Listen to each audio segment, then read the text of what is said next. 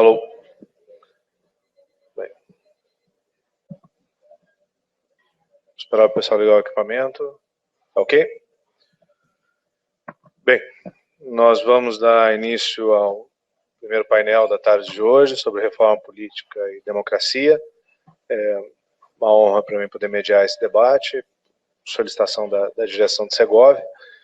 E nós contamos com a presença de 3 renomados especialistas na área e também com uma candência em torno desse tema, referente ao fato de que, nesse momento, o Congresso Nacional, na sua comissão especial, vota o relatório da reforma política e o presidente da Câmara manifesta o desejo de votar isso no plenário já na semana que vem. Então, embora o clamor, a reivindicação de uma reforma política, ela surja ou ressurja, né, ao começo de cada nova legislatura e cada novo mandato presidencial, há muito pouco consenso na sociedade brasileira, nas elites políticas, nos especialistas, a respeito de qual é o conteúdo dessa reforma política. E há uma dificuldade também, para a maior parte de nós, cidadãos que não são especialistas no assunto, em formar uma opinião a respeito de aspectos específicos da reforma política. Não apenas em relação a qual é o nosso desejo, ou a visão que nós teríamos do que é melhor, mas também do efeito agregado de modificações em diferentes partes do sistema de representação política no país. Os nossos especialistas vão abordar em cerca de 20 a 25 minutos alguns desses tópicos específicos, mas também uma avaliação sobre, de maneira mais geral, em que contexto político, né, e de disputas em torno do nosso presidencialismo de coalizão se desenrolam as várias proposições sobre aspectos da reforma política e o conteúdo social, digamos assim, as implicações mais a médio e longo prazo da adoção de uma ou outra solução. Bom, eu gostaria de chamar então para compor o nosso painel o professor Dr. Emerson Servi, da Federal do Paraná, o professor Carlos Ranulfo Félix de Mello, da Universidade Federal de Minas Gerais, e o professor André Marenco, da Universidade Federal do Rio Grande do Sul. O professor Emerson Servi, como eu disse, é professor do Departamento de Ciência Política e Sociologia da Universidade Federal do Paraná, doutor em Ciência Política pelo UPERJ, professor dos programas de pós-graduação em Ciência Política e Comunicação e coordena o grupo de pesquisa sobre comunicação política e opinião pública.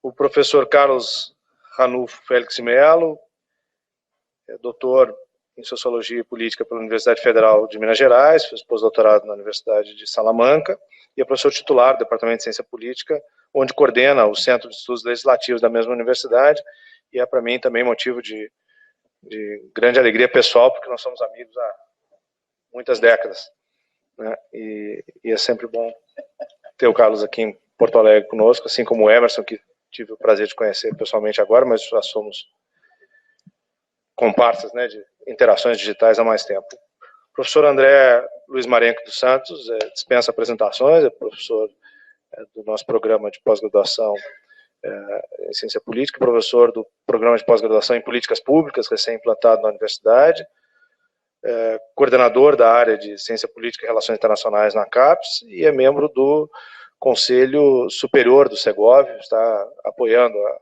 desenvolvimento das atividades do Segovia desde o início do centro. Os nossos 3 professores, nessa ordem, o Emerson, o Ranulfo e o professor Marenco, vão fazer as suas exposições. Eu, por orientação do professor Cláudio, nosso vice-diretor, terei que ser implacável com o tempo, para que a gente tenha possibilidade, eventualmente, de ter uma sessão de perguntas e respostas, que ontem, em função da delonga um pouco maior, porque os temas também eram muito demandantes, né? Fica difícil a gente mobilizar tantas pessoas para fazerem essas exposições, mas nós vamos tentar, vou avisar quando faltarem 10 minutos, depois 5 minutos, 1 minuto, para vocês poderem fazer os ajustes.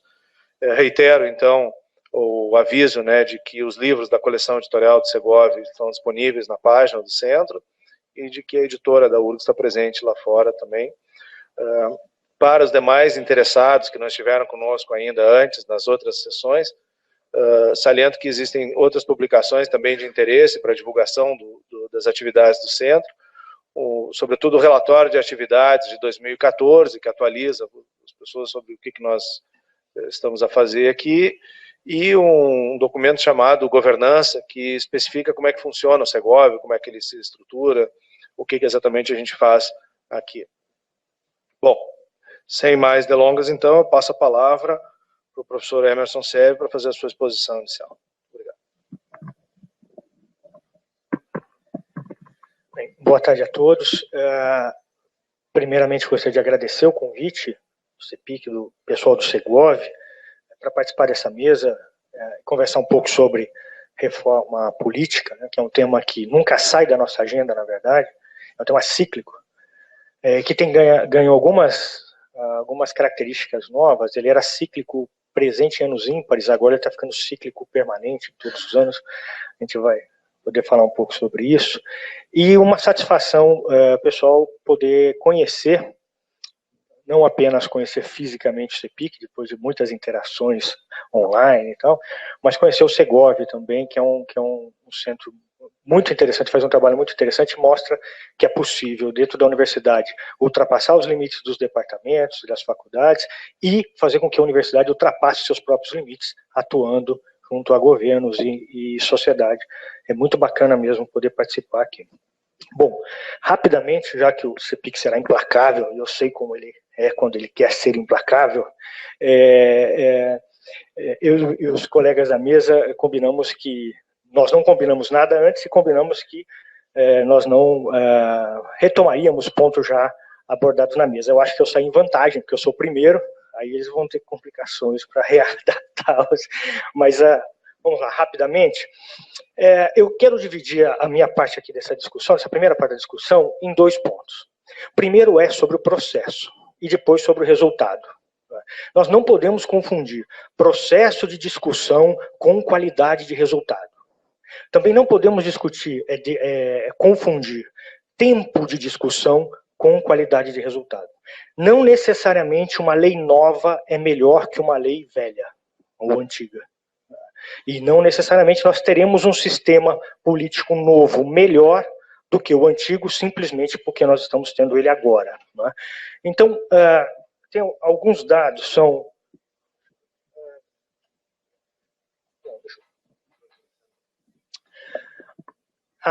no início do ano, o presidente da Câmara resolveu estimular um processo de rediscussão da reforma política, criando uma comissão especial, cujo relator é o deputado Marcelo Castro, do PMDB do Piauí, né? E o Marcelo Castro, a despeito das outras etapas desse processo de discussão, ele realizou em 90 dias, a comissão especial realizou em 90 dias, uma série de discussões que não tinham acontecido antes, né?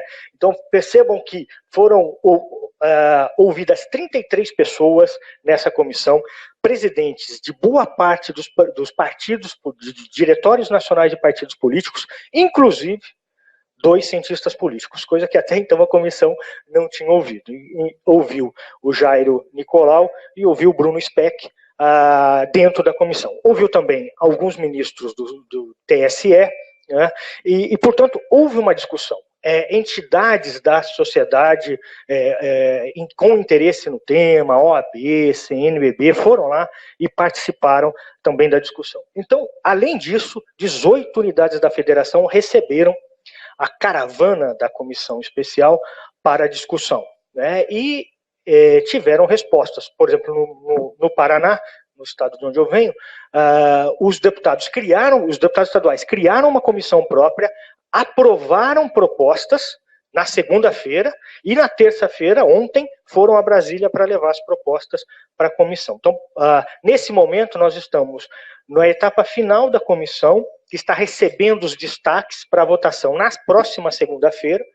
Ela será votada na comissão, ao que tudo indica, né? E vou dizer porque é o que tudo indica, porque o relatório da semana passada não vale mais, o relator mudou o relatório, e para ser votado na terça-feira em plenário, né? Isso por uma determinação do presidente Opa, eu fiz alguma bobagem aqui.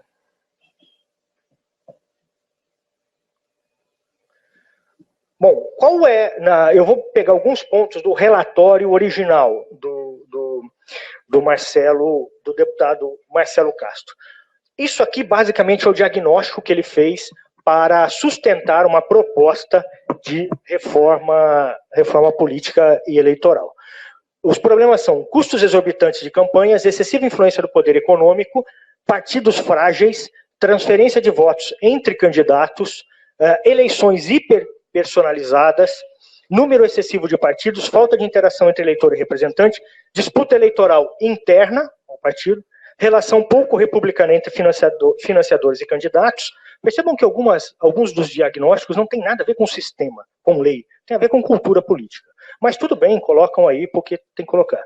E excessiva relevância atribuída ao marketing eleitoral, como se fosse possível uma mudança de regra determinar a quantidade de influência do marketing eleitoral sobre o sistema. Mas, enfim, o fato é que, com base nesse diagnóstico, é que eles discutiram e apresentaram a mais recente proposta. Por que a mais recente?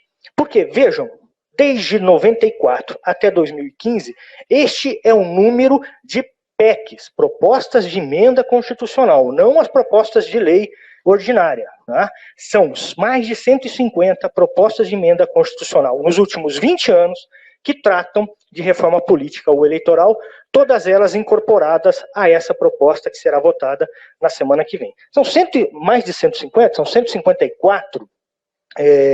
Vejam que há uma certa sazonalidade, anos ímpares, de fato, são os anos em que você tem mais propostas. 2007 bate o recorde, em um único ano, 23 PECs.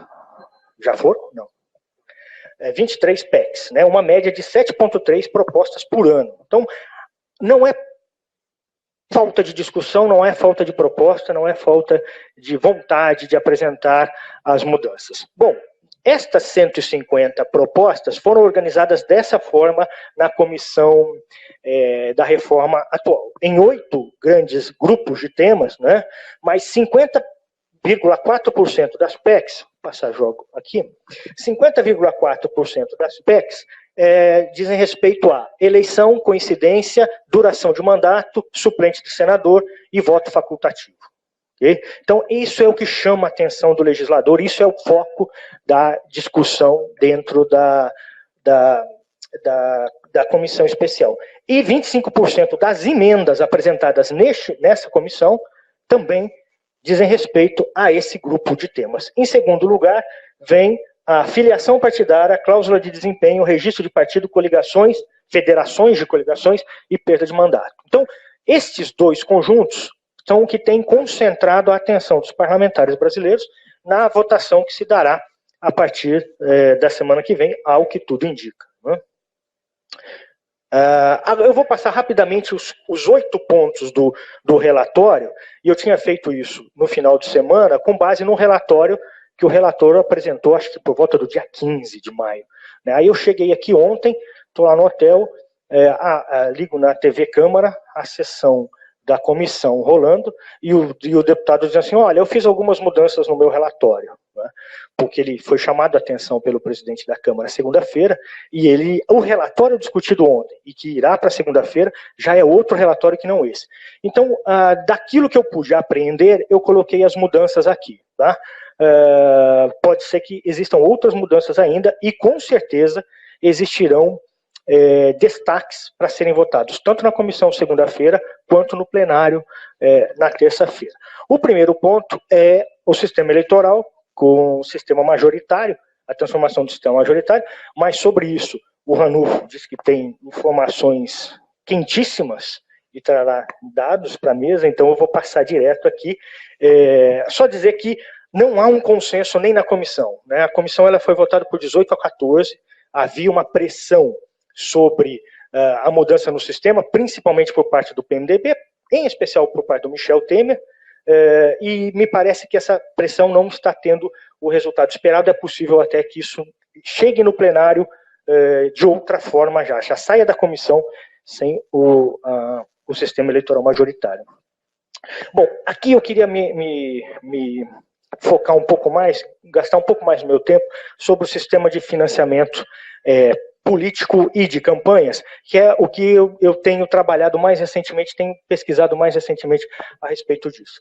Então, o que ele estabelece? O relatório, que pode ser mudado e depois pode ser mudado também no plenário, mas o relatório estabelece o seguinte, um teto fixo absoluto para doações. Vocês sabem que hoje é percentual, né? É percentual sobre a declaração de renda do ano anterior e é percentual sobre o lucro aferido pela empresa se for doado de pessoa jurídica, né? Isso causa uma profunda discrepância no sistema de financiamento. A comissão está saindo da comissão uma proposta de limitação fixa, né? Teto absoluto para doações. No entanto, a PEC, que está saindo da comissão, não estabelece o valor. Ela prevê que lei infraconstitucional estabelecerá o valor. Isso não é assunto para uma emenda constitucional, e eles têm razão. Então você terá também o teto nominal de doações de pessoas físicas e jurídicas, assim como o teto para gastos por cargo. É bem verdade que hoje já existem tetos para gastos, né? Os partidos políticos podem definir um teto de gastos por cargo. Se os partidos não definirem, o próprio TSE pode definir. O que acontece é que ninguém define. Ou então, o partido define o teto para o cargo majoritário e ele fica valendo para o cargo legislativo, né? O que faz pouco ou nenhum sentido. Praticamente não há teto. Identificação dos doadores, isso já existe. Então, hoje, as doações de campanha, há pelo menos 2 parciais durante a campanha em que se divulga quem doa e quais são os valores. Proibição, isso também está previsto no relatório, proibição de doações de pessoas jurídicas diretamente ao candidato. As pessoas jurídicas passariam a doar apenas aos partidos, né? Vou mostrar os dados de 2014 para vocês verem como isso já tem acontecido.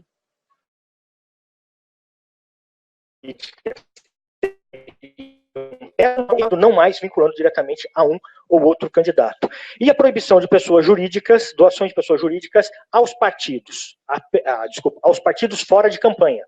Só pode doar para a campanha, só pode doar para os partidos durante o período de campanha. Partido político não poderia receber dinheiro, como pode hoje, só que não acontece, de pessoas jurídicas fora do período eleitoral.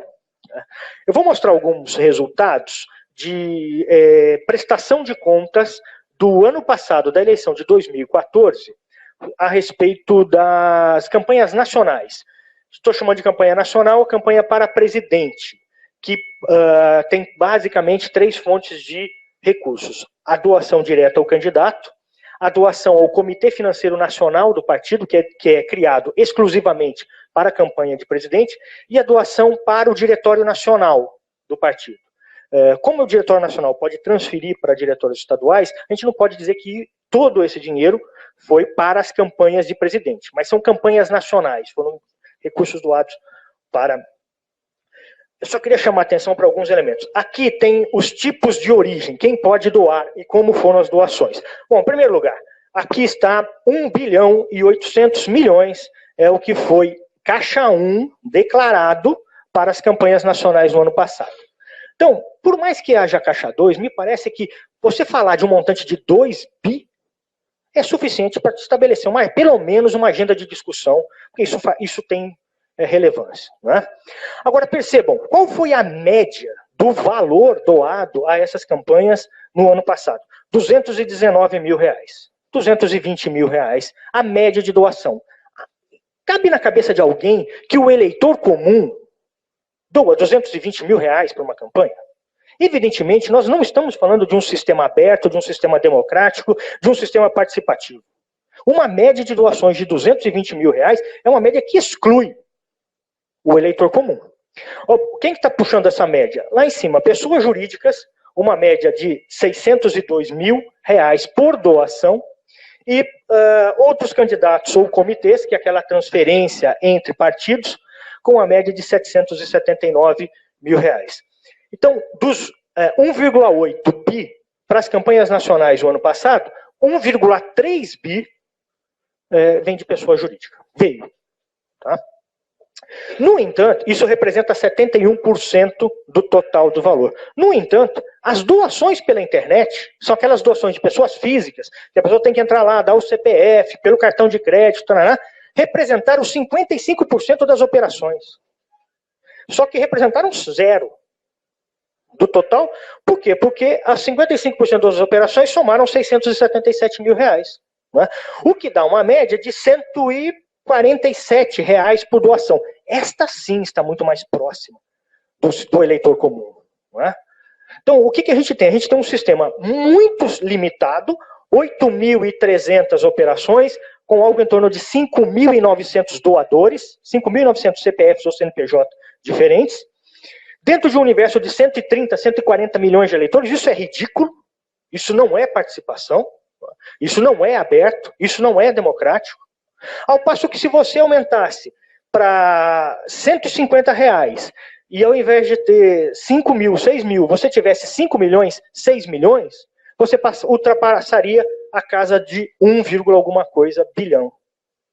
Quer dizer, é muito 5 milhões de doadores em um universo de 130 milhões de eleitores? Me parece que não. O que existe, na verdade, é um sistema que não estimula nem o eleitor a doar, nem o partido a atrás desse eleitor. Por que o partido vai atrás de um eleitor que doa R$150 cada um, se ele pode receber 600 mil de um único doador? Como nós veremos, às vezes tem muito mais do que isso. Aqui estão os tipos de entrada. Há uma discussão muito desinformada na mídia, que às vezes eles pegam apenas as doações aos candidatos. E percebam que as doações aos candidatos não representam nem a maior parte de dinheiro que entra nas campanhas, que entrou nas campanhas em 2014. Então nós tivemos 28% das operações para candidato e 35% dos valores doados para candidato. Quem mais recebeu dinheiro nas campanhas nacionais foram os partidos. Quase 1 bilhão foram destinados, doados diretamente aos partidos. Então quando a gente olha só para os candidatos, nós estamos incorrendo em erro. Até porque tem candidato que recebe mais do que outro candidato e o outro candidato recebe mais dinheiro no total, porque o partido dele acaba recebendo mais. Vou passar rápido aqui. Rapidamente, isso aqui é só para vocês verem os 5 maiores doadores das campanhas nacionais no ano passado. Pela primeira vez, o maior não foi uma construtora, não foi uma empreiteira, foi a JBS. Né? Esses 5 doadores doaram 648 milhões, 1/3 do total doado para as campanhas nacionais, 1/3 veio de 5 grandes empresas. Tá? E ali está dividido o que foi para o PT, para o PSDB e para os outros partidos, o que foi para o candidato, para o comitê e para o partido. Percebam que 58% do que os grandes doadores doam é destinado aos partidos. Né? O comitê 10% e candidato 31%. Percebam também que nenhum grande doador doa apenas para um partido. A JBS doou principalmente para outros que não PT e PSDB, 42% dos 351 milhões dela.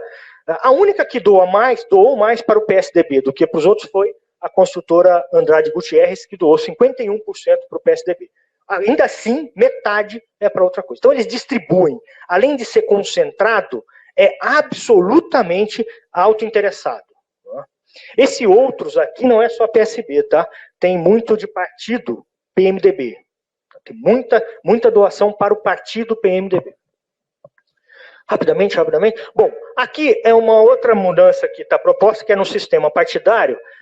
Financiamento que ele está propondo, né? Financiamento pelo fundo partidário, uma limitação do acesso ao fundo partidário. A cláusula de barreira, que tem uma grande barreira em relação à cláusula de barreira, ela seria contornada não pela cláusula de barreira para assumir a função no legislativo, mas para ter acesso ao fundo partidário e ao horário partidário de televisão nos anos ímpares, né? Então, a proposta original estabelecia que o partido tinha que ter 3% de votos para deputado federal em pelo menos 1/3 das unidades da federação. Né? Aí eu fiz um exercício rápido a partir dos resultados de 2014, o que isso geraria? Tiraria 17 partidos, ficariam apenas 15 partidos no sistema de acesso ao fundo partidário e horário de televisão. Quando eu vi isso, eu falei, isso não passa de jeito nenhum. Isso não vai ser aprovado. Tanto que ontem ele reviu e diminuiu para 1% na próxima eleição, 2018, e 2% em 2022, e aí estabelece a cláusula, a barreira para o acesso ao fundo partidário em 2%. Mesmo assim, ele tira 16 partidos. Né? Apenas um, se eu não me engano, é o PPS, que sairia aqui, que não sai lá. PSTU, PCB, PCO e PPL, eles já estão, PSTU, PCB, PPL, PCO, já não teriam acesso porque não tiveram representante eleito. Né?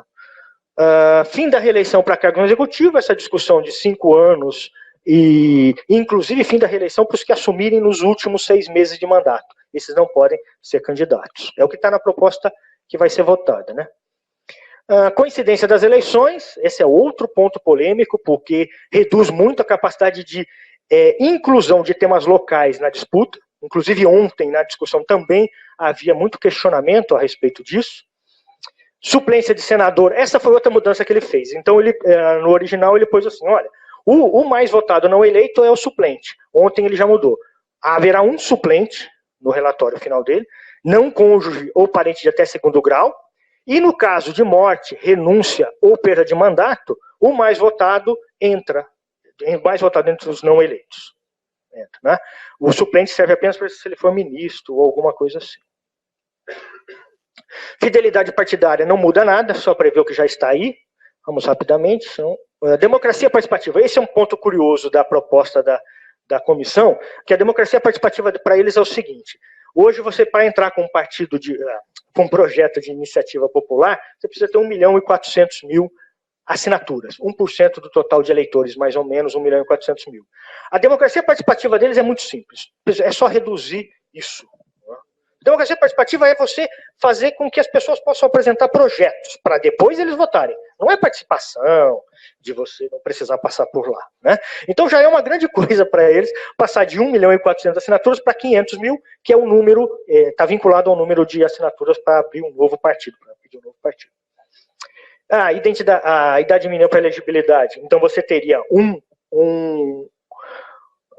30 anos para senadores e governadores, eles querem.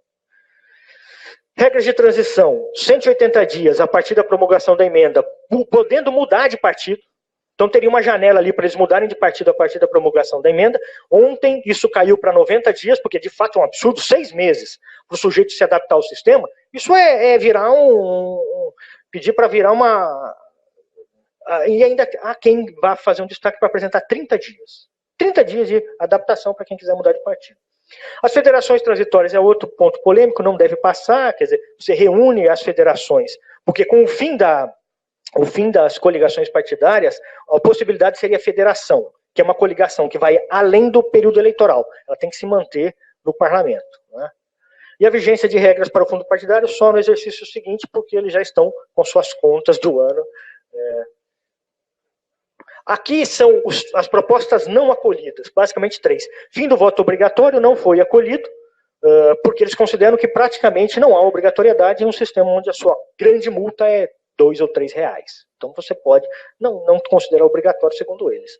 Limitação da divulgação dos resultados de pesquisa a 15 dias antes da eleição também não foi acatado, porque você já é matéria vencida no Supremo.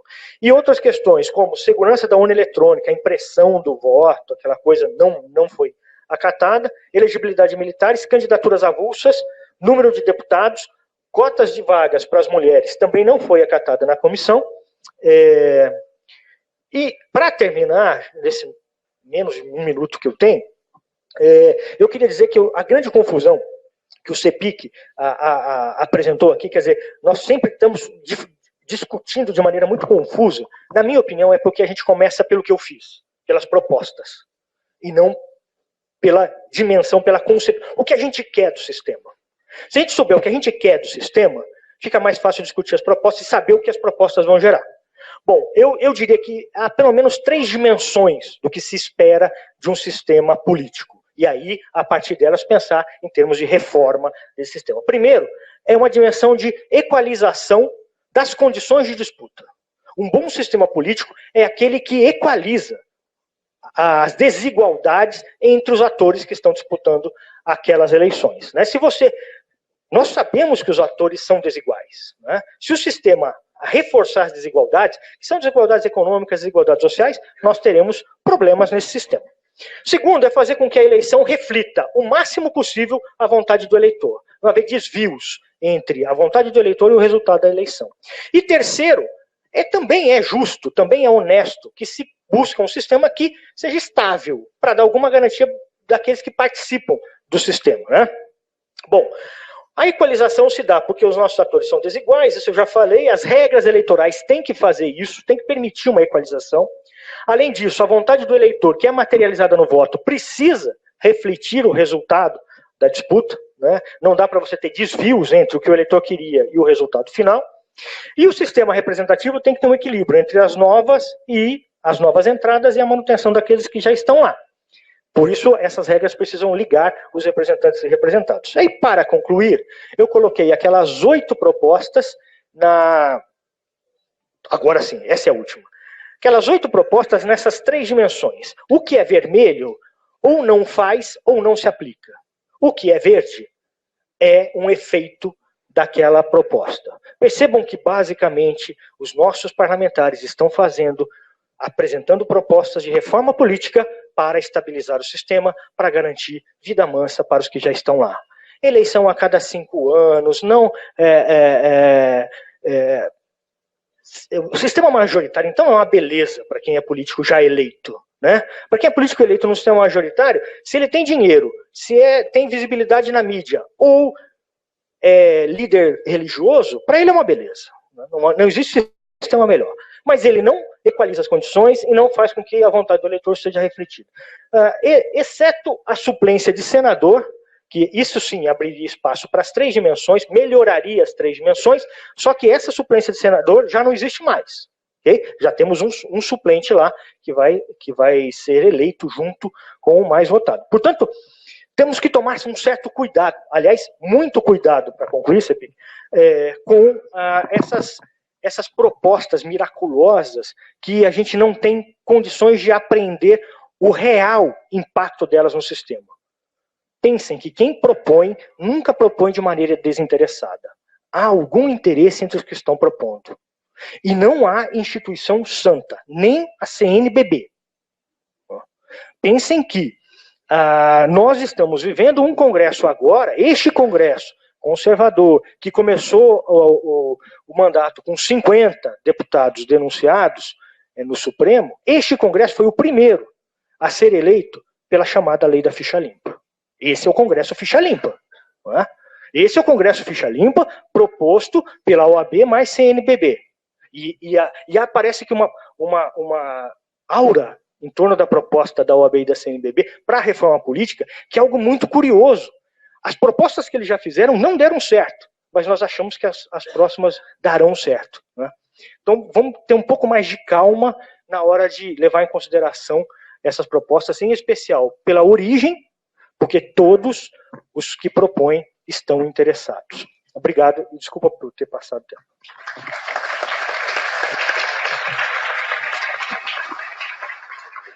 Muito obrigado, professor Emerson Servi. Vou passar a palavra imediatamente para o professor Carlos Ranulfo. Acho que essa... Para a CC. Acho que já está ligado. Dá uma conferida. Boa tarde. Eu vou falar em pé para não ficar com torcicolo aqui. Bom, agradecer ao... Deixa eu só testar. Tudo bem. Agradecer ao CEPIC pelo convite, tanto pela nossa velha... abaixa um pouco. Tanto pela nossa velha amizade, como pela... nós entramos, não preciso dizer quando, né, CEPIC, mas... A gente entrou junto há algumas décadas atrás na Universidade Federal de Minas Gerais, fizemos o mesmo concurso, ocupamos a mesma sala, e como éramos egressos de uma organização um pouco mais radical do que nós somos atualmente, pusemos um retrato do Lênin na nossa sala. Depois tiramos. Bom, eu vou... Acho ótimo, acabou que vai dar certo, né, quer dizer... a nossa combinação. Eu começaria pelo seguinte, reformas políticas são algo sempre extremamente complicado, né? São difíceis de acontecer, né? Só acontecem quando tem algum interesse muito específico e os resultados é sempre imprevisto, né? A ocorrência de processo de reforma política depende, grosso modo, daquilo que eu listo ali, né? Primeiro, da resiliência do antigo regime. Então, por exemplo, vai tentar mudar a lista aberta do Brasil, muito difícil, ela está aí há 70 anos, né? Do grau de incerteza envolvido na mudança que você quer fazer, da existência de uma maioria reformista, que, um pouco nisso que o Emerson estava dizendo, veja a possibilidade de ganhar alguma coisa na reforma, tá? E da presença ou não de pressões externas, ou seja, de algum fator externo ao sistema político que ameace a legitimidade desse sistema e que ameace a sobrevivência de quem está no sistema. Algo como aconteceu com a Venezuela, Bolívia, e que está longe de acontecer com o Brasil, né? Mesmo que um certo grupo político perceba a possibilidade de ganhos concretos num processo de reforma, ainda assim ele vai conviver com a incerteza. Por exemplo, um exemplo muito concreto é o seguinte: o PSDB aprovou a reeleição para anos depois começar a lutar contra ela, porque a incerteza remete ao futuro. Eu sei quem eu sou, eu sei de onde eu vim, eu sei que recurso eu tenho, mas eu não sei nada do que vai acontecer no futuro. Eu não sei como é que as novas regras vão se combinar, como é que o sistema vai reagir à mudança, como é que novos atores vão reagir à mudança, e que fatores novos vão entrar. Então, quando a primeira coisa que um deputado do PFL fez, quando viu que o governo Lula implacava, foi apresentar um projeto de lei acabando com a reeleição. Eu não controlo o futuro, né? Esse é um dos grandes problemas. Isso significa que processos de reforma, eles são uma espécie de investimento a longo prazo, né? Cujo o controle sobre esse processo, geralmente é um controle difícil, né?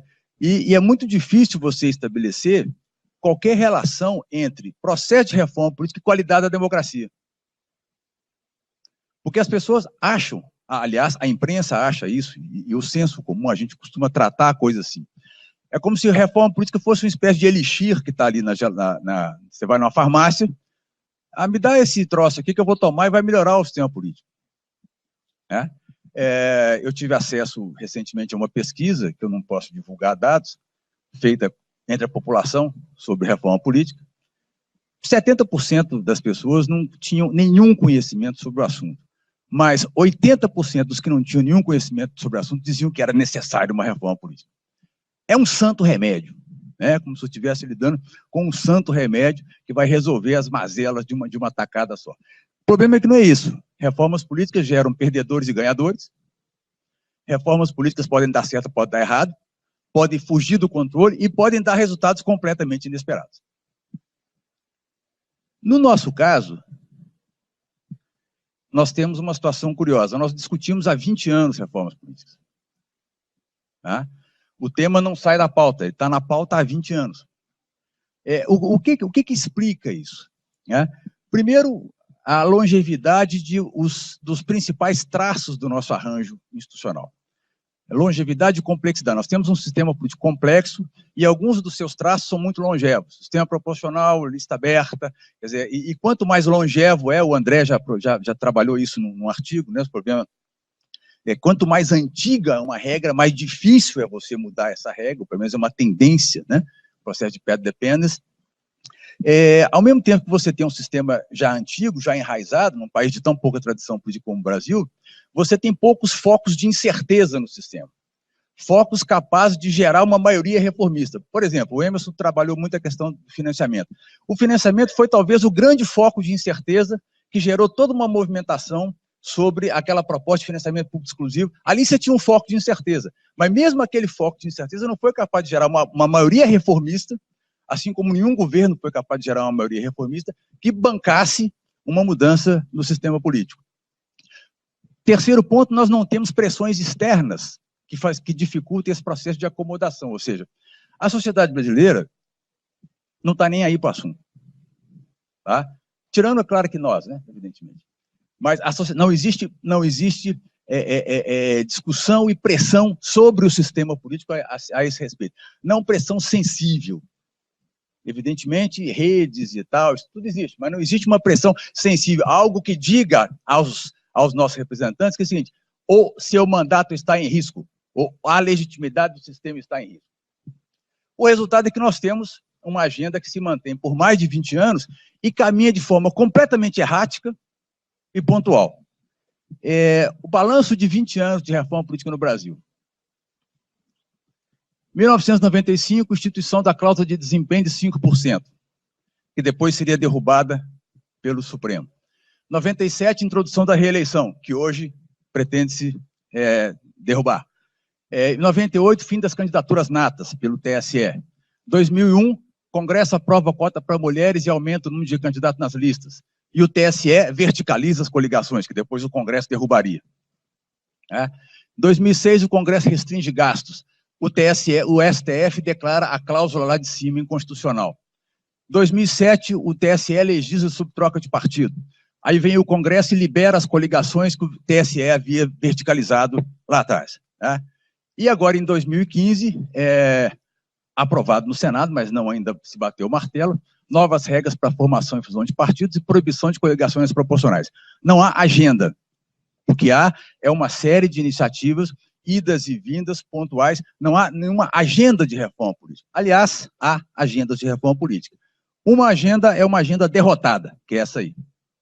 Essa agenda foi forte, ela aparece na Comissão de Reforma Política de 2003, retorna em 2007 e retorna em 2011. 2011 foi pelo Fontana, aqui do Rio Grande do Sul. A 2003, 2007 era do Caiado, era a proposta Caiado, né? Para não dizer que é só do PT, era a proposta Caiado, né? Exatamente, a proposta Caiado.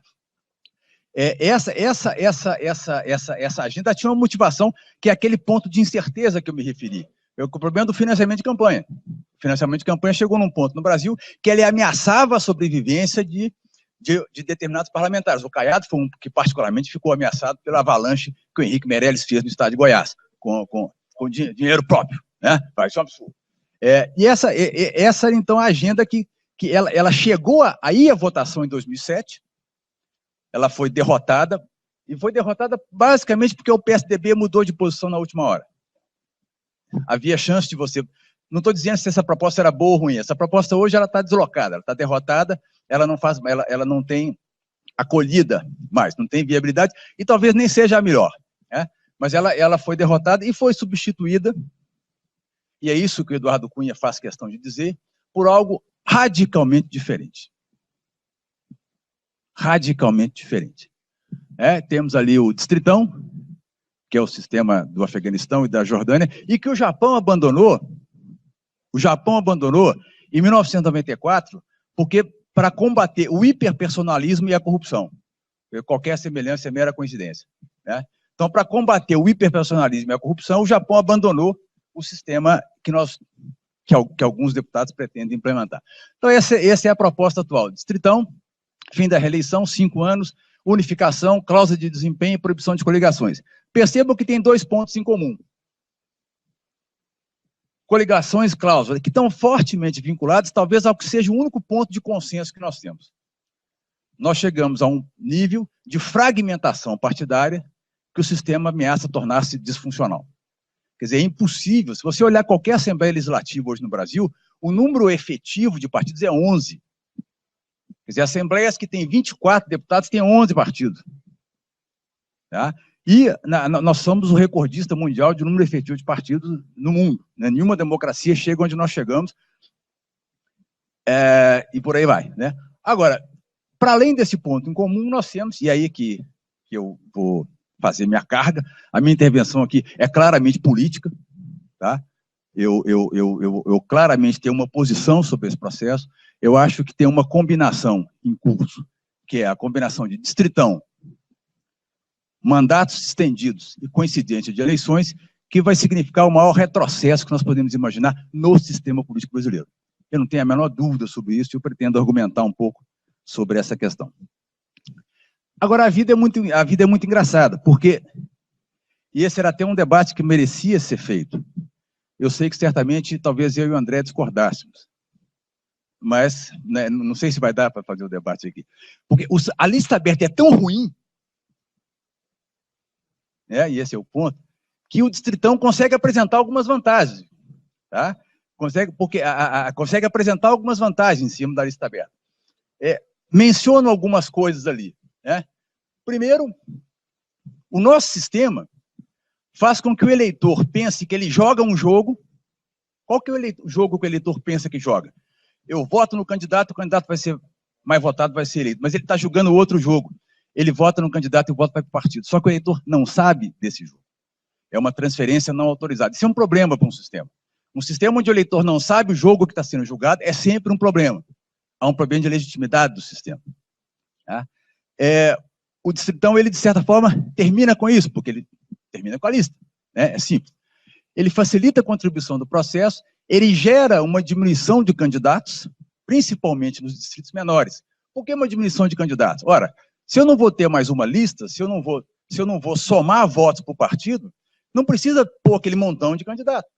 Eu não preciso colocar aquele cara, o que eu falo ali no final, acaba com o efeito escadinha. O que é o efeito escadinha? É aquele sujeito, vamos citar aqui um dos precursores desse método em Minas Gerais, o deputado federal Luiz Tibé, que criou um partido e se especializou e criou uma larga franquia de como que eu monto uma lista de pessoas que vão ter voto e que vão me eleger, fundamentalmente. Vão servir de escada para que eu me eleja. Né? E o eleitor, evidentemente, como não sabe que jogo está jogando, elege o Luiz Tibé, achando que está elegendo outra pessoa. Né? Acaba com o efeito tiririca, que é o efeito contrário, né? Que é o efeito de quem tem muito voto e, eventualmente, elege quem não tem voto. Então, quer dizer, o sistema eleitoral no Brasil ele é tão ruim, na minha opinião, que você consegue, com o Distritão, que é entendido, classificado pelos cientistas políticos como o pior sistema do mundo, né, ele consegue apresentar vantagens em relação ao nosso sistema. Acontece que essas vantagens, 10 minutos, tudo bem, você fica? Elas não são tão grandes assim. Tá? Primeiro, e eu vou mostrar alguns dados aqui sobre isso. Né? O Distritão vai diminuir o número de candidatos, que isso é um problema. Tá? O excessivo número de candidatos é um problema para o eleitor. Porque é um contexto de baixa informação, excesso de demanda é sempre ruim para o eleitor. Tá? Isso dificulta a escolha do eleitor. O Distritão diminui um pouco esses candidatos, mas não diminui muito. Por quê? Porque nós vamos continuar com muitos partidos e distritos com magnitudes muito grandes. Então, o número de candidatos vai continuar sendo grande.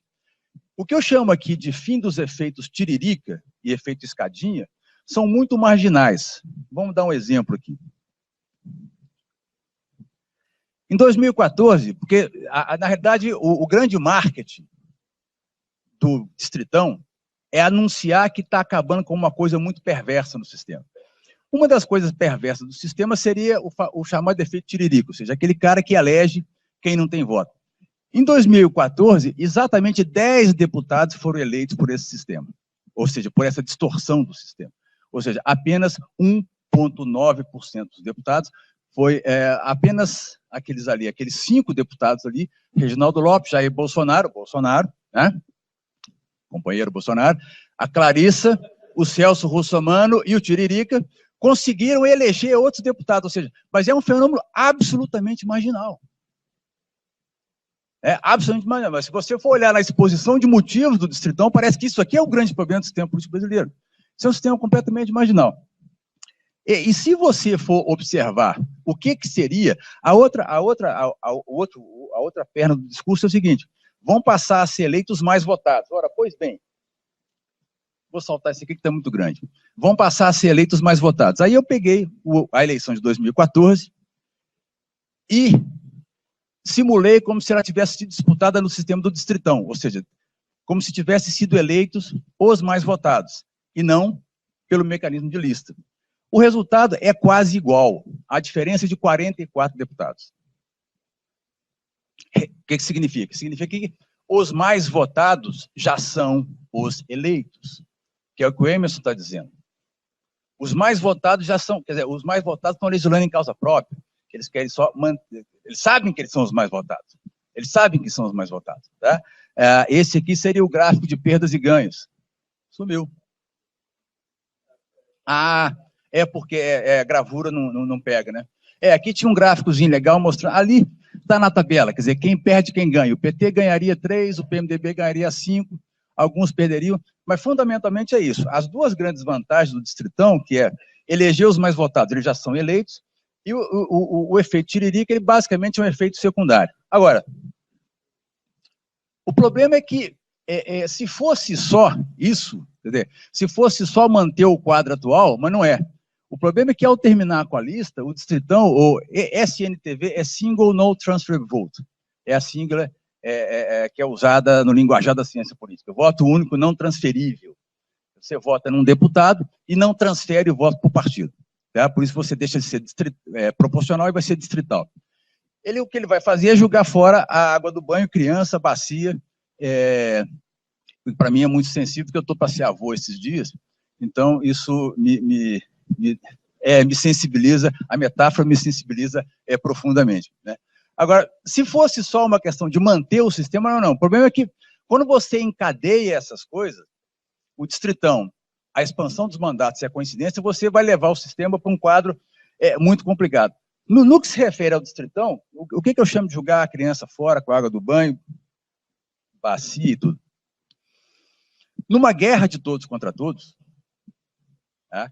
Quer dizer, significa o seguinte, significa você extinguir a possibilidade de um voto de legenda. Significa você extinguir a possibilidade de construir qualquer alternativa partidária no país que se baseie em identidade, que se baseie em criação, em construção de identidade. Significa o seguinte, que o Kassab pode criar um partido.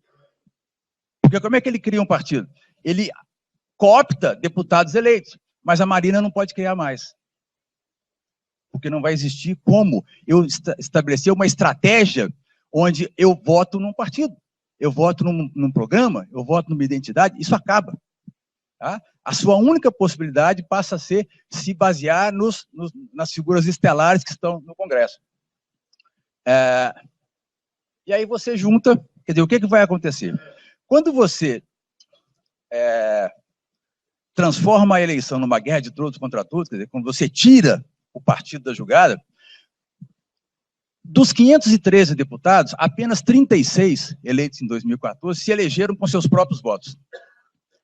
Todo mundo depende de voto partidário, todo mundo depende de voto que é transferido na lista.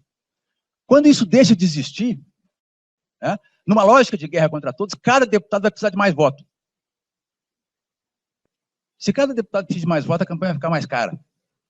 Tá? Distritão significa campanhas mais caras e um Congresso mais elitizado. Tá? Porque a única alternativa a campanhas mais caras vão ser aqueles caras que têm uma reputação própria construída previamente à carreira política. O Tiririca, a Xuxa, o Silvio Santos, sei lá quem for. Tá? Então você vai ter um Congresso de endinheirados, muito mais do que hoje, e estrelas, celebridades, muito mais do que hoje. Para piorar, o que está acontecendo? Você tem uma politização do tema da reeleição. Tá, 5 minutos e eu concluo. Uma politização do tema da reeleição. Politização por quê? Porque o PT ganhou muitas eleições, o pessoal ficou bravo com isso. Tá? Então a eleição passou a ser... se você fizer um levantamento de sistemas presidencialistas e semipresidencialistas no mundo, 80% adotam reeleição. É a coisa mais corriqueira do mundo. É a coisa mais corriqueira do mundo. Acontece que quando você politiza isso, você começa a gerar um efeito em cascata. O principal efeito em cascata é que você vai ter que expandir os mandatos.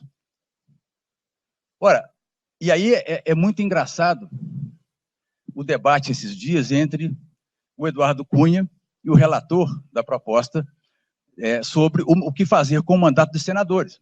Porque a expansão de mandatos leva o mandato do senador para 10 anos. Quer dizer, o cara pode se eleger, esticar a rede no Senado e ficar lá sossegado. Porque daqui a uma década você vai cobrar desse cara alguma coisa. Quer dizer, esticar eleições para 5 anos que seja, ou para 10 anos que seja, é você dizer para a população, olha, vá protestar nas ruas. Porque a eleição é só de 5 em 5 anos agora. É só de 5 anos que vai ter um momento universal, onde eu digo o que quero e controlo alguma coisa.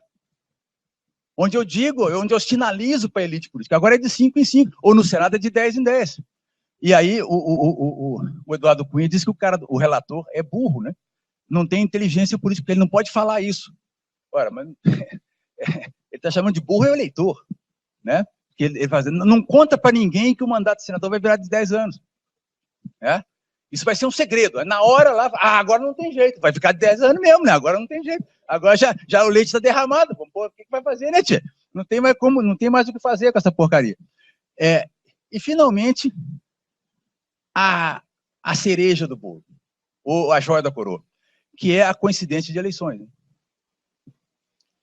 O eleitor brasileiro vota num contexto de baixíssima informação, né? Excessiva oferta, e nesse contexto a decisão ela é sempre problemática. A dificuldade do eleitor de chegar num candidato proporcional é imensa, e a gente vê isso em toda eleição. Você vai piorar esse quadro, porque você vai colocar agora 7 eleições num dia só. Ou você vai municipalizar a eleição nacional, ou você vai nacionalizar a eleição municipal, e os dois resultados são ruins. Né? E isso num contexto em que você não vai oferecer ao eleitor mais informação, vai oferecer menos. Porque imagina o horário público gratuito na televisão com prefeito, governador, presidente, vereador, deputado. É um inferno. É um inferno. Né? Se ele já informa pouco, vai informar nada no processo. Então você piora a qualidade da decisão. Tá? Então, agora, para encerrar, né, na realidade, o Emerson falou, a quem interessa, no caso, a coincidência de eleições, única e exclusivamente aos políticos que têm que, de 2 em 2 anos, fazer o intenso corpo a corpo na sua base. Tem que ir lá articular com o prefeito, com o vereador, voltar lá na cidade e tal. Chega, esse troço é um estorvo. Eu só quero fazer de 5 em 5 anos. Eu não quero ter que, de 2 em 2 anos, ter que ir lá articular os níveis, que esse é um grande problema no Brasil, articular o nível nacional com o nível municipal. Eu quero sossego. Eu quero 5 anos de mandato. Eu não quero ter que ir no meio e ir lá pegar o prefeito e pronto. Tá? Eu quero facilitar a minha vida. Essa é a essência da proposta. Eu quero facilitar a minha vida. Esse negócio pode ser aprovado? Pode, justamente por isso. Pode não ser. O Emerson está mais pessimista. Eu estou cauteloso, né? Eu estou cauteloso, porque o mérito da proposta é que ela não muda essencialmente o jogo. Tá? Eu comecei dizendo o seguinte, o que limita uma reforma é a incerteza para quem é o ator político. Essa reforma não tem incerteza nenhuma. Ela facilita a vida. No curto prazo, pelo menos. Mas as pessoas têm problemas com relação a longo prazo, né? Todos têm esse problema. Então, ela possibilita você dizer que vai reformar sem mudar quase nada. Tá? É isso, obrigado.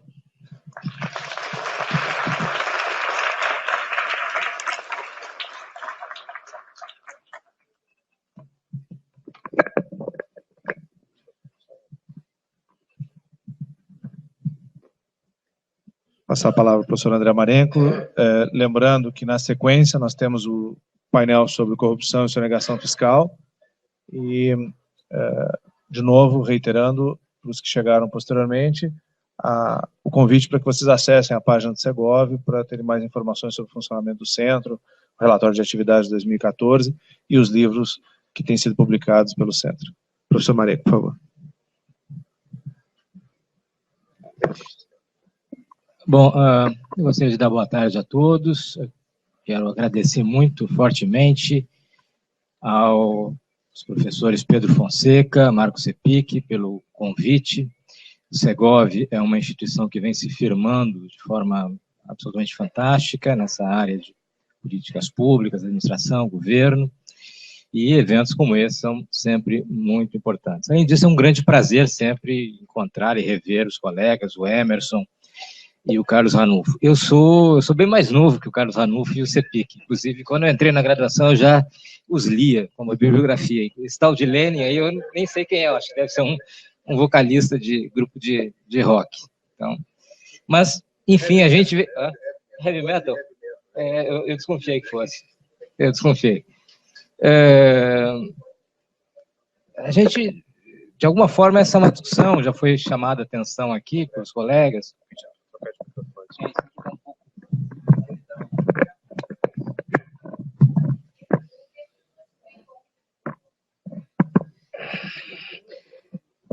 Como já os colegas já chamaram a atenção, essa é uma discussão que vem há 20 anos, vem desde praticamente que a Constituição, a Assembleia Nacional Constituinte aprovou a manutenção do sistema de representação proporcional com lista aberta, que por sua vez vem desde o Código de 32, etc., né, operando de forma mais sistemática desde 46. Há pelo menos 3 grandes ondas dessa discussão, né? Há uma onda ali nos anos 90, onde o grande barato era o sistema distrital misto, muito inspirado pela experiência exitosa alemã. Muitos países fizeram reformas nessa direção, Japão, Nova Zelândia, aqui mais próximo, Bolívia e Venezuela, e no Brasil vários colegas nossos eram fortemente defensores do sistema distrital misto. Depois nós tivemos uma onda, mais para os anos 2000, né, em torno da proposta de lista fechada com financiamento público, né, que, como chamou a atenção o Carlos, de alguma forma é uma proposta derrotada, e agora finalmente entra o Distritão, e correndo um pouco por fora a proposta da OAB, que não está na agenda, mas eu acho que vale a pena uma reflexão sobre ela. Tentando entrar um pouco naquilo que o Emerson propôs ao final da sua exposição, afinal, o que nós queremos de reforma, quais são os conceitos que de alguma forma devem inspirá-la. Quando a gente olha, sobretudo, né, na nossa área, os diagnósticos sobre as instituições políticas no Brasil também há ciclos, né? O final dos anos 80, anos 90, é sobretudo um período de diagnósticos muito sombrios acerca das possibilidades, das perspectivas das instituições políticas brasileiras, né, trabalhos como o Juan Lins, do Bolívar Lamonier, do Scott Maynoren, Alfred Stepan e outros, basicamente diagnosticando que a combinação, né, presidencialismo, federalismo, com representação proporcional e lista aberta, provavelmente estaria destinada a perpetuar os ciclos endêmicos de instabilidade e de colapso, né, democrático que países como o Brasil haviam vivido previamente. Posteriormente, eu acho que dos anos 2000 para cá, a agenda muda muito, os diagnósticos mudam muito no sentido quase oposto. Aí é um excessivo otimismo em relação às instituições políticas, ao presidencialismo de coalizão, à capacidade das instituições de produzirem estabilidade e produzirem resultados consistentes no processo de decisão, de tal forma que eu acho que nós chegamos um pouco, nos últimos anos, a uma posição quase diametralmente oposta, de um hiper-reformismo dos anos 90, né, a uma posição quase de inércia e de ausência de proposições de ajuste ou de mudança incremental dentro do sistema político.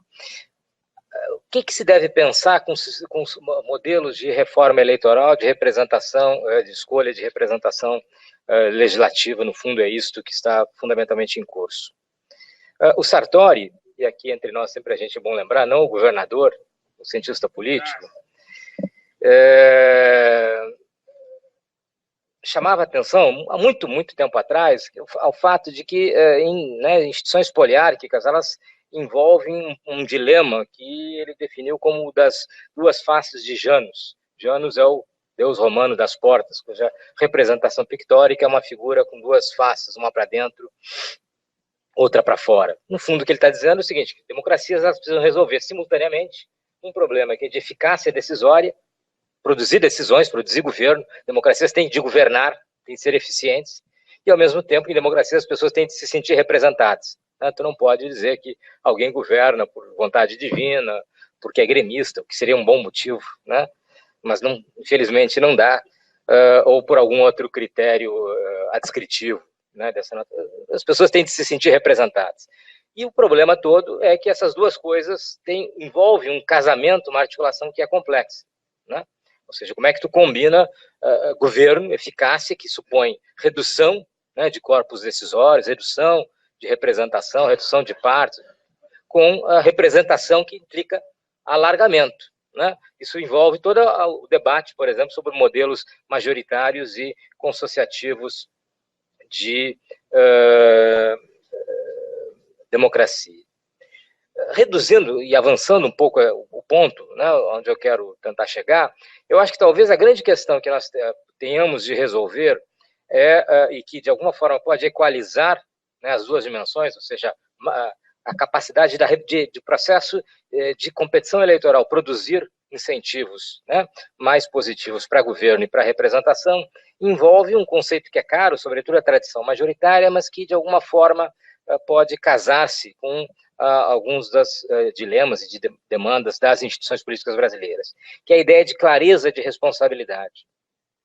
O Carlos Ranulfo tem 2 ou 3 textos que eu gosto bastante, que tem usado, inclusive, nas minhas disciplinas, de análise sobre eleições presidenciais no Brasil. E ele já chamou atenção para o fato de que, eu não sei se exatamente o Carlos diz isso aí, ou concorda com isso, mas talvez eu esteja forçando, eu diria, para não comprometer o Ranulfo, muito provavelmente as eleições presidenciais brasileiras estejam entre as mais competitivas e talvez as melhores no mundo. Eu não sei se outras democracias presidencialistas no mundo têm eleições, têm processo de competição eleitoral para a autoridade máxima no Poder Executivo tão competitivas e, ao mesmo tempo, que, de alguma forma, envolvam tão claramente, né, a delimitação, a definição das alternativas em disputa. No que diz respeito às nossas eleições presidenciais, eu acho que nós estamos muito bem. Não vejo grandes problemas. Questões de custo de campanha, de financiamento, alguma coisa assim, mas acho que nós não ficamos a dever, né, as melhores democracias do mundo. Por quê? Porque, por um conjunto de fatores, número de candidatos, o custo de informação mais reduzido, a própria rotina eleitoral, há 20 anos, são basicamente as duas mesmas e grandes alternativas partidárias em disputa, PT e PSDB, o custo de informação é mais baixo. O eleitor sabe, de alguma forma, muito claramente o que significa. Ele pode não antecipar o que a Dilma vai fazer 2 ou 3 meses depois da eleição, mas ele sabe, naquele momento, diferenciar os ciclos, inclusive, de volatilidade das intenções de voto, né?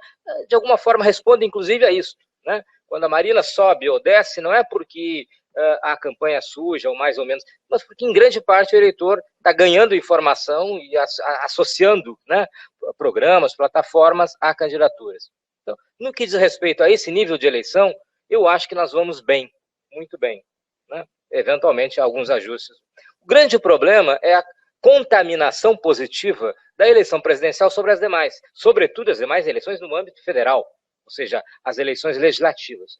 Há uma série de trabalhos que têm mostrado, de estudos, que não necessariamente o eleitor que vota, por exemplo, no Lula ou na Dilma, porque está satisfeito com o governo, porque por um modelo de voto retrospectivo, traduz ou transfere esse voto para qualquer um dos partidos da base. Não necessariamente um bom desempenho do governo ou da oposição no determinado estado corresponde a um desempenho equivalente das suas listas, né, das suas nominatas nas eleições proporcionais para o legislativo. E aí, eu acho que aí gera um ruído bastante importante, que é o do custo da informação para o eleitor. Afinal, né, em quem ele está votando, em nome do quê, em função do quê, daí a chegarmos no problema de quem me representa ou ninguém me representa, alguma coisa do gênero, me parece razoavelmente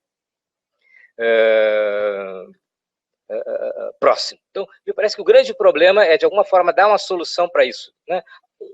Aumentar a clareza de responsabilidade. Ou seja, né, de alguma forma, o eleitor dispor de informação que permita associá-lo, né, os seus parâmetros de escolha, por exemplo, voto retrospectivo, com diferentes candidaturas. Isso não é nada simples, né, dado o número de partidos e dada a natureza federativa das instituições políticas brasileiras. Por exemplo, é simples para o eleitor associar o PT a governo ou o PSDB à oposição, né? Como ele faz em relação ao resto, pequenos partidos? Mas, como ele faz em relação ao PMDB? Né? O PMDB do Rio de Janeiro é governo, mas aqui né, oposição, e, portanto, como é que ele associa um critério relativamente barato em termos de custo de informação, governo, oposição, vai bem, vai mal, eu voto pela continuidade ou pela mudança, com os mesmos parâmetros para a escolha de candidatos no Legislativo, sobretudo no Legislativo Federal. E só algumas coisas, eu vou passar muito rapidamente. Como é que funciona? Aqui é só uma questão né, da evolução do apoio presidencial, usados até da Folha de São Paulo, um largo período de estabilidade. O problema não é, e eu acho que continua não sendo o problema do sistema político brasileiro, produção de governo, né, talvez seja muito mais de administração de base, sobretudo no Dilma I, há um deslocamento dentro da base do governo, mas né, mais claramente acentuado no segundo governo da presidente Dilma, mas isso não necessariamente tem a ver com o sistema eleitoral ou com as oportunidades conferidas pelo sistema eleitoral, e muito mais com um problema que fica mais evidente aqui, que é o Otávio Amorim chama certamente de coalescência, né, de efetivamente governos de coalizão. Você tem uma situação, por exemplo, em que um partido como o PT contribui com 21% da base, né, tem 38% dos ministérios e 68% do orçamento, enquanto o PMDB, que contribui com 20%, tem 17%, até não é muito grande a diferença, mas 3% do orçamento. Bom, que isso né, produza a base né, estável, de fato, é bastante improvável. Né? Então, o problema é muito mais de administração da base do que o problema da capacidade do sistema eleitoral na conversão de votos em cadeiras, como é o problema, a questão que aparece normalmente com questão de engenharia eleitoral. A gente tem uma larga tradição de reforma, né, pelo menos até os anos 50, aí aquilo que o Carlos mencionou, basicamente o sistema, né, sobretudo para a eleição na Câmara Baixa, se estabiliza desde então, com representação proporcional, lista aberta e fórmula D'Hondt, né? De alguma forma, talvez essa larga tradição que vem do Império, sobretudo na cabeça dos juristas, envolve uma questão que para nós, cientistas políticos, é muito caro, que é o Cepik lembrava agora aqui, que o Popper, né, enfatiza muito, que é o fato de que inovação política, construção institucional envolve efeitos perversos, ou seja, você pode pensar um modelo e a adoção do modelo institucional, tomar como referência o seu funcionamento num outro contexto, não necessariamente a sua operação corresponderá a isto. Ele vai corresponder, né, à interação entre os incentivos institucionais e o contexto. Há um exemplo que eu gosto bastante de mencionar, um cientista político venezuelano, José Molina Veiga, chama atenção para o fato de que a Venezuela, que adotou um sistema eleitoral muito próximo ao alemão nos anos 90, né, tem um fenômeno que é o seguinte, não vou repetir aqui muito como é que funciona o sistema alemão, né, o resultado final proporcional, 2 votos, etc. Só que ele supõe, né, justamente que partidos apresentem candidaturas, né, em distritos, uninominais, listas, etc. Na Venezuela, um fenômeno que apareceu nos anos 90 é o de partidos apresentando suas listas no lado proporcional e apresentando candidaturas avulsas no lado majoritário. Óbvio, qual é o resultado? Eles não têm o que descontar e produzem artificialmente uma sobre-representação. Ou seja, efeitos perversos. Nós podemos pensar a melhor legislação produzida com os melhores exemplos e com os melhores resultados, transposta a um outro contexto, com outra estrutura de incentivos, os resultados não serão necessariamente similares.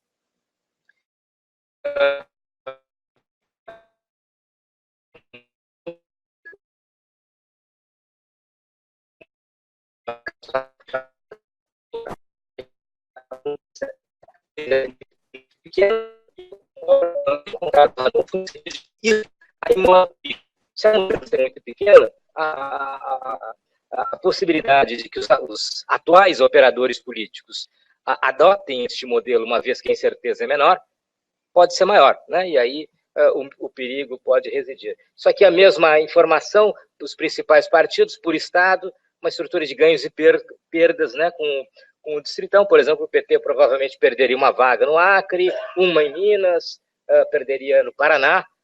Emerson e o Ranulfo devem ser os culpados por isso, mas ganharia uma em Pernambuco, uma no Rio de Janeiro, duas no Rio Grande do Sul e uma em São Paulo. No final de contas, a maior alteração provavelmente ficaria com o PMDB, com mais 5 cadeiras, né? Alguns pequenos partidos perdendo e outros ficando na mesma situação. O grande problema são, não vou repetir aqui, os efeitos e os resultados produzidos pelo sistema, né, do SNTV. Ou seja, basicamente, quase que uma conversão de partidos em figuras absolutamente dispensáveis, né?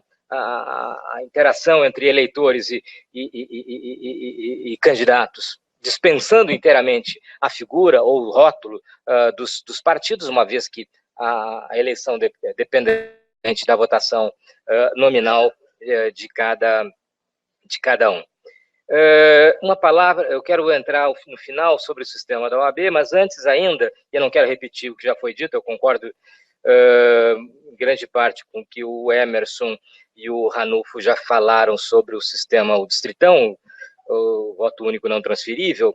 Ainda sobre financiamento eleitoral, quando a gente compara, aqui não necessariamente, eu acho que a gente tem uma tendência no país que é o da multiplicação de sistemas de controle. Num desses muitos seminários que a gente já participou, eu lembro de um em que na mesa estava o então deputado, hoje ministro da Justiça, o Cardoso, e ele relatava uma experiência dele na eleição de 2006.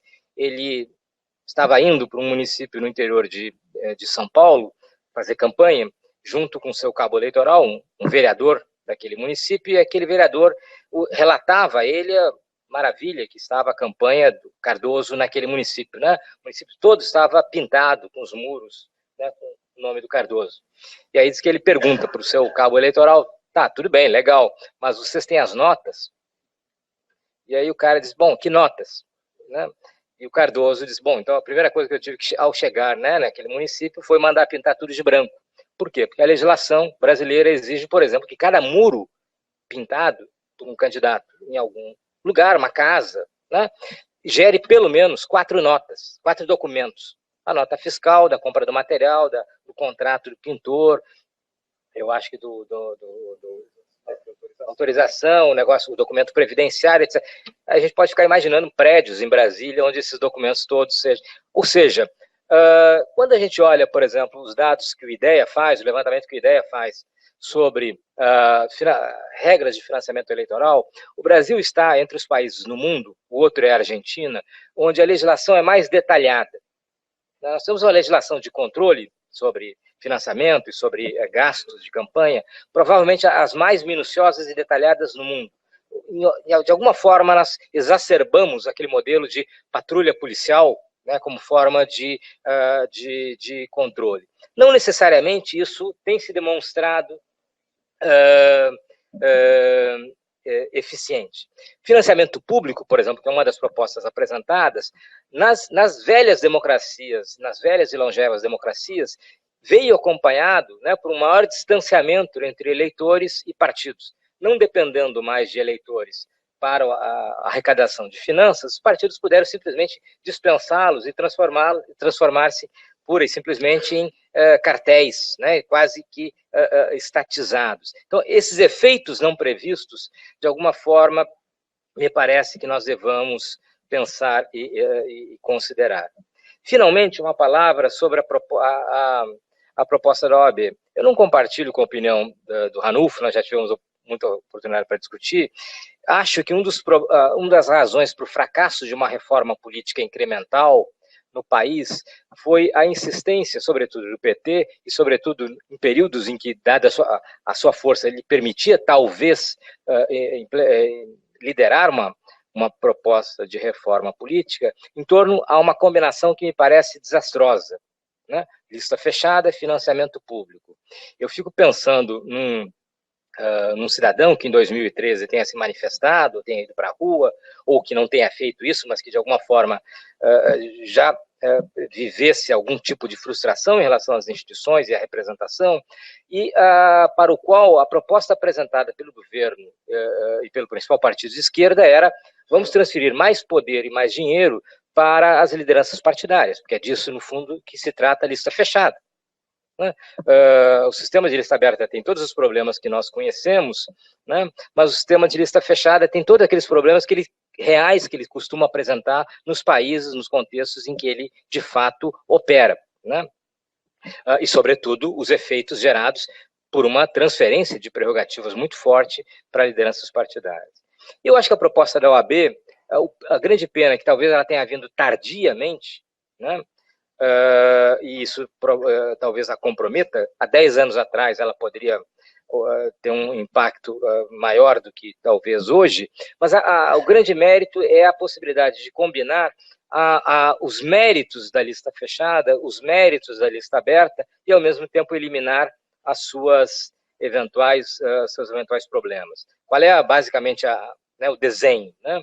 É a ideia de que tu estabeleça uma eleição em 2 turnos, é um complicador, sem dúvida, mas há 20 anos atrás nós achávamos todos que a urna eletrônica seria um grande complicador, né, para o voto do eleitor, sobretudo do eleitor mediano no país, e de fato isso não se comprovou, mas uma eleição em 2 turnos, no qual no primeiro o eleitor exclusivamente vote, né, em legendas partidárias para determinar a cota proporcional de cada partido. Portanto, tu elimina um elemento perverso do sistema de lista aberta, que é o uso do voto nominal para a determinação da cota proporcional de cada partido, e um controle descontrolado, um controle não controlado pelo eleitor da transferência do seu voto.